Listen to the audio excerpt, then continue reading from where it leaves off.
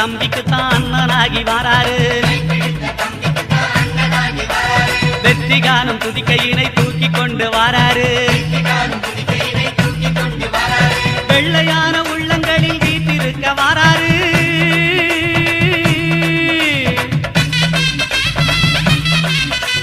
வெள்ளையான உள்ளங்களில் வீட்டிருக்க வாராரு வினைகளெல்லாம் தீர்க்க வேண்டி விரைந்து ஓடி வாராரு